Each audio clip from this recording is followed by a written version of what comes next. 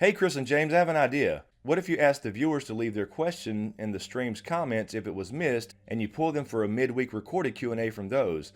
I'd love to see a return to the old school format where James reads and you answer. Keep up the good work. So, Steph Snow, that's exactly what we're going to do. So I'm going to read a few questions from the previous Q&A on Sunday, the live stream, some that we missed, and we miss a lot, but we do not try to. We try to get as many as we can from the live chat, but obviously we can't get them all. Leave those in the comments after it posts as a video, and we'll try to pull those for you guys. And now today I will say that James is not here, so I'm just going to answer the first few myself, but we'll try to go back to the old school format, and maybe we can play some damn good music too. So anyway, let's jump right into our first post live stream midweek Q&A for Game of Thrones Season 8.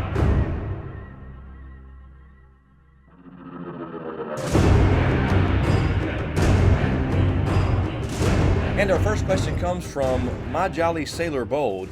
Dany will die of old age in the end. Jon will die earlier than her in Season 8, Episode 5.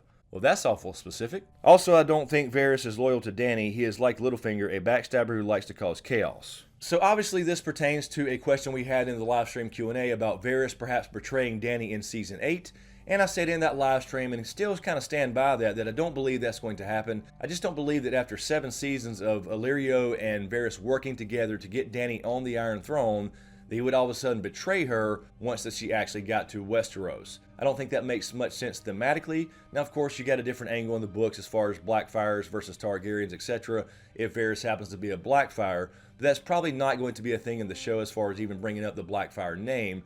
So I think they pretty much settled that in that scene on Dragonstone in Season 7 when Dany did question Varys about his loyalty and said, look, if you ever think I'm failing the people, don't go behind my back and do like you did to Robert and start plotting to put somebody else on the throne to overthrow me. Just come to me and tell me straight up, and I'll do what I can to fix it. And Varys said that was fair, and of course Dany did tell him if he ever did betray her that she would burn him alive, and he said he expects no less. So I think that was pretty much settled and kind of closed that little door there. So while I do agree that Varys is like Littlefinger in the sense of backstabbing and stuff, I think he did it for a different reason.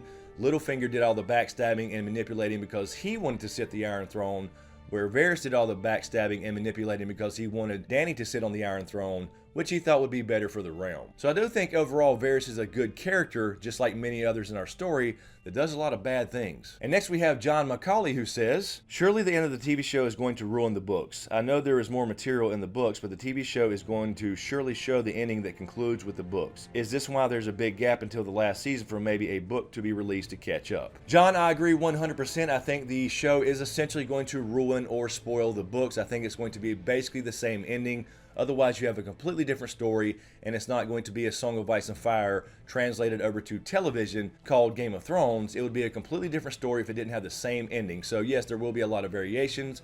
There will be a lot of differences. Obviously, in the show, there's a lot cut out. There's a lot less characters. Fewer. Horton?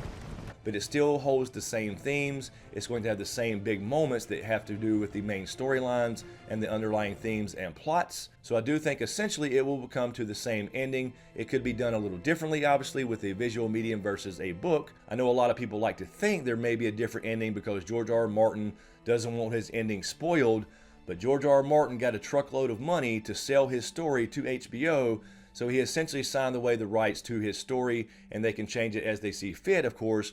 But again, they wanted to do this story because they love the concept as far as Dan and Dave and HBO, and I think it actually will be the same ending with a few different variables, etc. obviously, but it will in fact spoil the book's ending essentially. Otherwise, it would not be the same story. And next we have Gorlak, and he says, Varys would have chosen Jon over Dany had he known he was a Targ. I could easily see him trying to sabotage her to serve the realm to Jon, but I bet Mel shows up and stops him. I think that's a fair enough statement, but I don't think that he would actually, at this point, once they do find out that Jon is a Targaryen, all of a sudden betray Dany, because essentially they're on the same team, and they will probably be married. So if you get Dany, you get Jon. If you get Jon, you get Dany, etc. So I don't think there's any need for him to betray Dany. And I do think this is a good point, though, that if he did know that Jon was a Targaryen, going back to the letter issue, we had this kind of ghost letter in the show that everybody thought they remembered that Ned had supposedly given to Varys to give to Jon. I think Varys would already know Jon is a Targaryen, and I think you may have a different outcome before Dany even gets there. So that's certainly possible.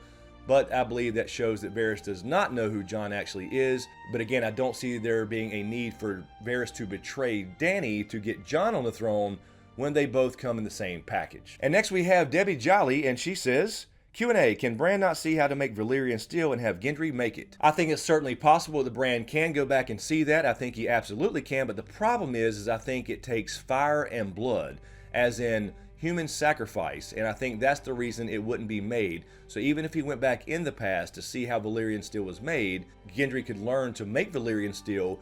If Bran went back in the past to get the recipe, we do have dragons, we do have dragon fire, and I think that's part of the magical process, and it could involve dragon glass as well, but I think there's human sacrifice, actual blood related to it as well. I think that's kind of the Nissa story as well on how Valyrian Steel was made, and it's just told in a metaphorical sense as far as a burning sword, but it's just basically a Valyrian Steel red sword that has magical properties.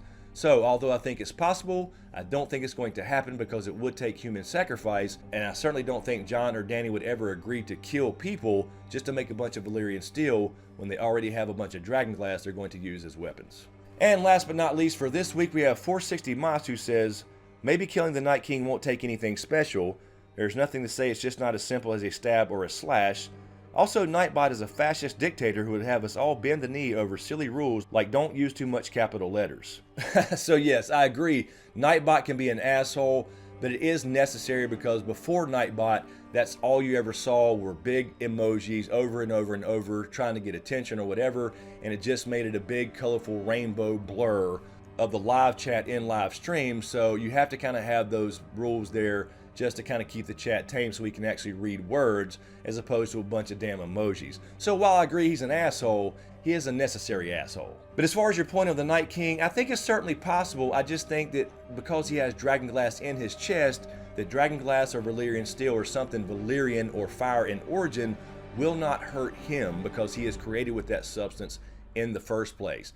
So I think that's going to be the big shocker there, that Jon actually comes up and tries to kill him, perhaps one-on-one fight, whatever, with Valyrian Steel, with Longclaw perhaps, or even Dragonglass, and he actually cuts him or hits him with it, and it doesn't do a damn thing, and Jon's going to have a real big oh shit moment. So we do know they obviously kill other White Walkers, but the other White Walkers were created from Craster's sons, and they don't actually have Dragonglass in their chest, so I think the Night King is going to be a little bit different. And the other thing that kind of supports this is up in the north in season 7 episode 6, he wasn't too afraid to walk through that damn dragonfire either. He's a pretty ballsy dude, and if he thought he was going to get killed by Valyrian Steel or Dragonglass or even Dragonfire, you would think he would have had a little bit more of a cautious approach with 3 fucking dragons flying around. I do want to say we had a lot of comments about our co-star last week, and that was Riddick. So I think I'm just going to rename this channel The Chronicles of Riddick and let him run the show because he is obviously the biggest star here. I think he can do great things on YouTube. We had specifically Mark, Knight, and Lori shout out Riddick because we did show him in the video and he did a little talking to everybody. So I want to show Riddick a little bit and let him say hello to you guys. He's really excited about it. He's kind of camera shy. So we'll get out of here and I'll let Riddick take us out on a song or something. But before we do, I want to thank everybody for all your support. I really appreciate it, especially to you guys on Patreon. And a huge shout out to my executive Patreon SmokeScreen producers, Griffin, Lala, Kissa, Powell, Marylin, Bentley, Joanna, Anonymous, Colliday, Goska, HoonJive, Horton, Erin, Habig, John, Carey, Anastasia, Jason Landers, DTizSmith, MJW, Carole Brown, D Brown, Michael Colton, Lisa Phillips, and Alfred Borstmayer. Thank you guys so much. I really appreciate it. And to everyone on Patreon, I really appreciate the support. So anyway, without further ado, just because you guys had mentioned him so much in the comments, I'm going to put Riddick on here and let him take us out with a song. So thanks for watching, and we'll see you next time.